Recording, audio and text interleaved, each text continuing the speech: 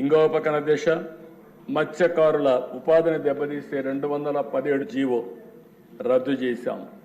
స్వర్ణకారుల corporation ఏర్పాటు చేశాం. గీత కార్మికులకు ఫస్ట్ టైం చరిత్రలో 10% మద్యం షాపులు రిజర్వ్ చేసిన పార్టీ తెలుగుదేశం పార్టీ ఎన్డీఏ అని చెప్పి కూడా మీకు తెలియజేస్తున్నాను. అర్చకుల జీతాలు 10,000 నుంచి 15,000కు పెంచాం. దేవాలయాల్లో నాయీ బ్రాహ్మణుల వేతనాలు 15,000 నుంచి 25,000కు పెంచాం. దూప దీప నైవేద్యం కింద ఆలయాలకు ఆర్థిక సాయం 5,000 నుంచి 10,000కు పెంచాం. వేద విద్య చదివినటువంటి నిరుద్యోగ నేతకి 3,000 రూపాయల నిరుద్యోగ వృత్తి ఇస్తున్నాం. చేనేతలకు జీఎస్టీ ఎత్తేసాం. గృహ నిర్మాణానికి అదనంగా 50,000 రూపాయల సహాయం చేశాం. రైతులకు గత ప్రభుత్వం బకాయి పెట్టిన 1,674 కోట్ల రూపాయలు